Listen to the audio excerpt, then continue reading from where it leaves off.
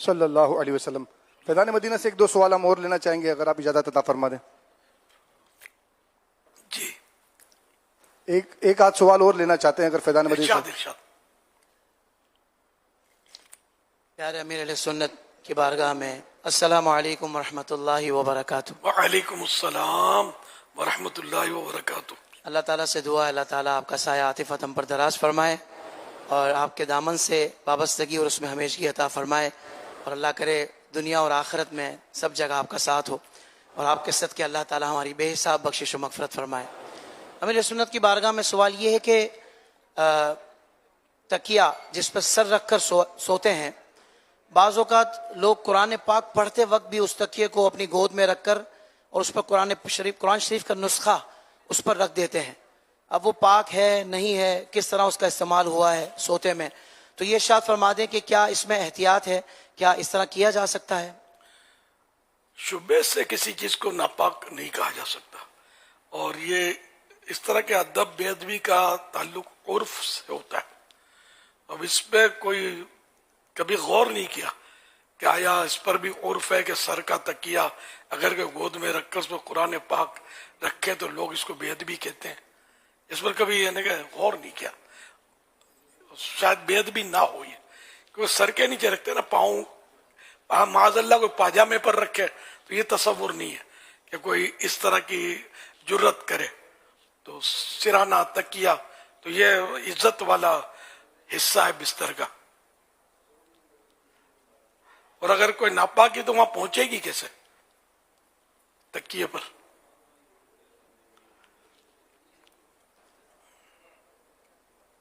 امیر سنت کی بارگاہ میں ایک اور گزارش سوال کرنا تھا۔ ارشاد۔ عموماً ہم دیکھتے ہیں کہ ماہ رمضان میں ماشاءاللہ ذوق و شوق نماز پڑھنے کا بڑھ جاتا ہے، لیکن مساجد میں لوگ ہم نے دیکھا ہے خود کہ وہ جو نائٹ سوٹ ہوتا ہے نا وہ پہن کر آ جاتے ہیں نماز با جماعت پڑھنے کے لیے۔ شاید وہ زحمت ہو رہی ہوتی ہے چینج کرنے میں، یا ان کو مشکل ہو رہی ہوتی ہے، یا کوئی ذہن نہیں ہوتا کہ رب کی بارگاہ میں پیش ہونے جا رہے ہیں تو کیا اہتمام ہونا چاہیے۔ تو یہ ارشاد فرما دیں کہ کوئی کراہت تو نہیں ہے اس طرح نماز پڑھنے میں؟ کیا اس طرح نماز پڑھنا اس طرح نائٹ سوٹ میں جو سونے والے کپڑے مخصوص ہوتے ہیں، اور محسوس بھی ہو رہا ہوتا ہے کہ ٹراؤزر الگ ہے شرٹ الگ ہے، تو کیا اس طرح کرنے میں کوئی مذائقہ ہے، کراہت ہے یا نہیں ہے؟ رمضان المبارک کے علاوہ بھی فجر میں خاص کر یہ آنکھیں ملتے ہوئے اپنی مرضی کے لباس میں لوگ بعض پہنچتے ہوتے ہیں۔ تو اس میں یہ کہ قرآن کریم میں خذوا زینتکم عند کل مسجد، ہے نا، مسجد کی حاضری کے وقت زینت لو۔ تو عمدہ لباس مستحب ہے کہ نماز میں جب بھی حاضری دے تو چاہے گھر میں پڑھے چاہے مسجد میں پڑھے، لباس عمدہ ہو، خوشبو لگائے۔ باقی کام کاج کے کپڑے میں یا ایسے کپڑے میں کہ جو عوام کے پاس، یعنی بلکہ عوام کے پاس بھی اس کپڑے میں نہیں جا سکتا، تو کپڑے لباس وہ ہونے چاہیے کہ جس میں بندہ کم از کم کسی افسر کے پاس یا کسی بڑے آدمی کے پاس جانے کے لیے اہتمام کرتا ہے، تو کم از کم نماز میں بھی اس طرح کے خوبصورت اچھا لباس ہو، مگر ہو سنت کے اور شریعت کے دائرے میں وہ لباس، یہ افضل ہے۔ امام اعظم ابو حنیفہ رحمۃ اللہ علیہ نے اپنی تہجد کے لیے بہت ہی قیمتی لباس اور قیمتی امامہ شریف رکھا تھا۔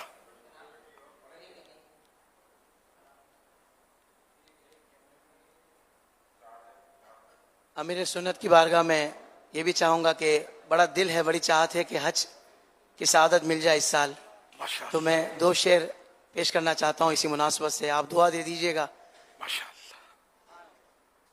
اللہم صلی علی سیدنا محمد وعلی آلہ وصحبہ وبارک وسلم۔ یا رب مصطفیٰ تو مجھے حج پہ بلا، آ کے میں دیکھ لوں آنکھ سے کعبہ تیرا۔ یا رب مصطفیٰ تو مجھے حج پہ بلا، آ کے میں دیکھ لوں آنکھ سے کعبہ تیرا۔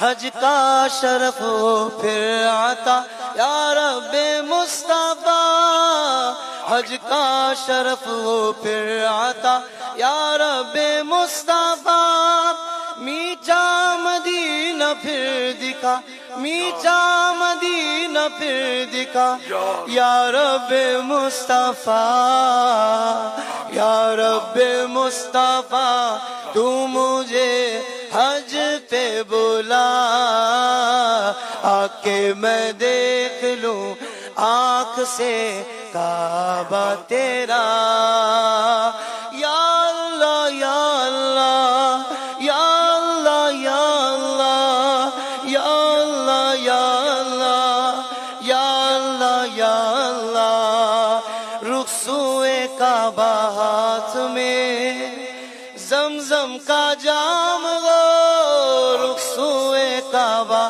ہاتھ میں زمزم کا جام کو، زمزم کا جام گو، پی کر کروں میں پھر دعا، پی کر کروں میں پھر دعا یا رب مصطفیٰ، یا رب مصطفیٰ، تو مجھے حج پہ بلا، آ کے میں دیکھ لوں آنکھ سے کعبہ تیرا، تو بے حساب بخش دے عطار زار کو، تو بے حساب بخش دے عطار زار کو، تجھ کو نبی کا واسطہ،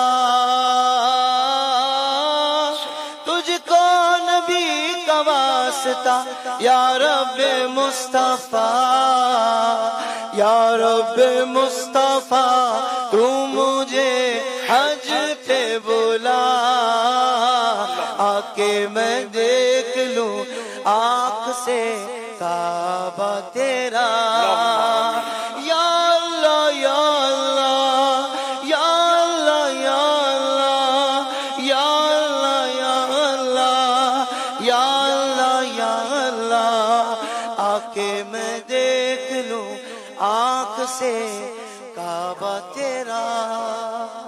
اللہم آمین بجاہ خاتم النبیین صلی اللہ علیہ وسلم۔ حافظ صاحب، ماشاء اللہ سبحان اللہ۔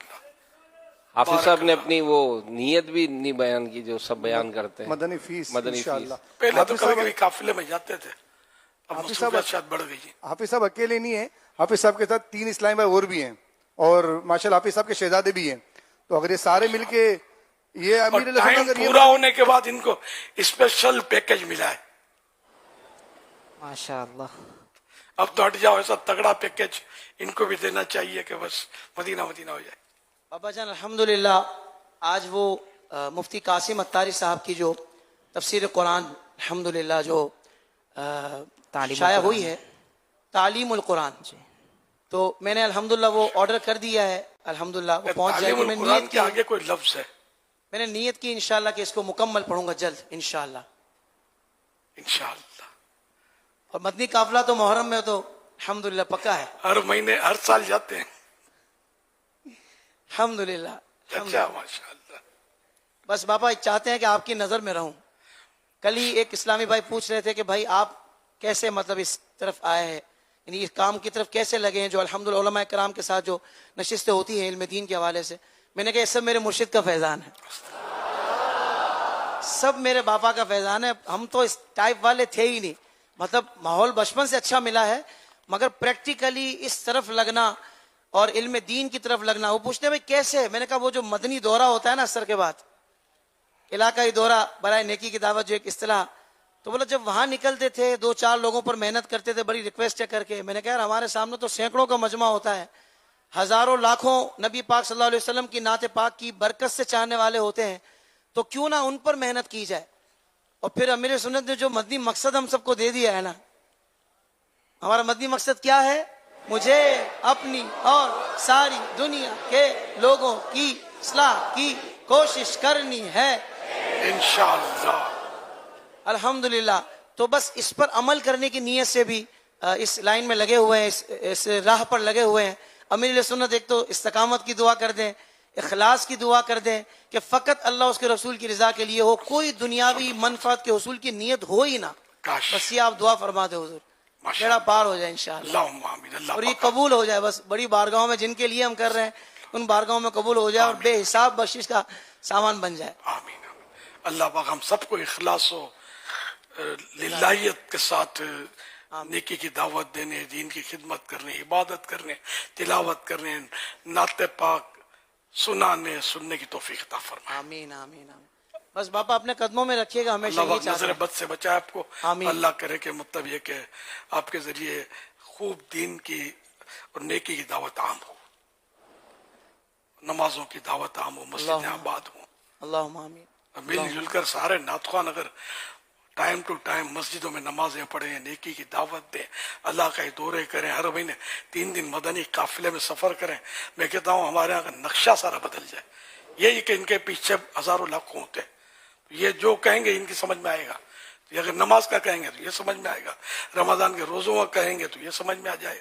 رمضان کے روزے کی تعداد نہیں رکھ رہی، آپ کو تو خیر علم میں ہوگا ہی، تو ایسے علاقوں میں جائے آپ کا قافلہ اور وہاں روزے، یعنی کہ ایسے کراچی تک میں علاقے سنے میں نے کہ دن کے وقت پتہ نہیں چلتا کہ یہاں رمضان ہے، کھا پی رہے ہوتے، سگریٹیں پھونک رہے ہوتے.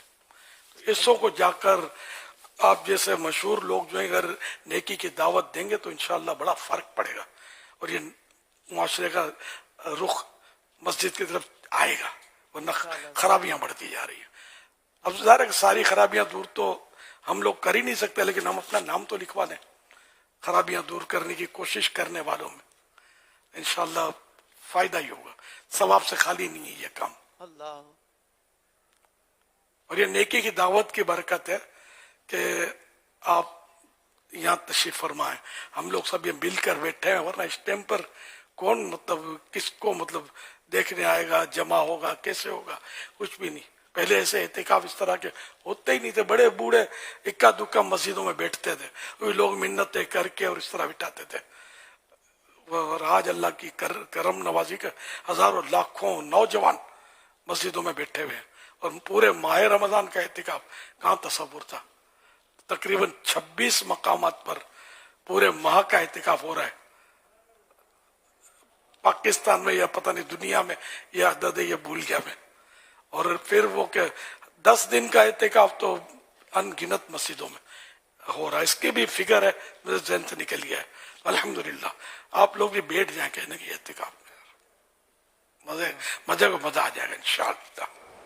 انشاءاللہ. انشاءاللہ پاپا جان بیٹے نے بھی الحمدللہ نماز کورس مکمل کیا، ماشاءاللہ. حنزلہ نے، بڑے والے نے، جی اور ماشاءاللہ. عقائد و فقہ کورس کی الحمدللہ نیت کر لی ہے فوراً الحمدللہ. شروع کرنے کی. الحمدللہ اور چھوٹا بیٹا اس سے جو ہے وہ بھی نماز کورس اس کا جاری ہے آن لائن.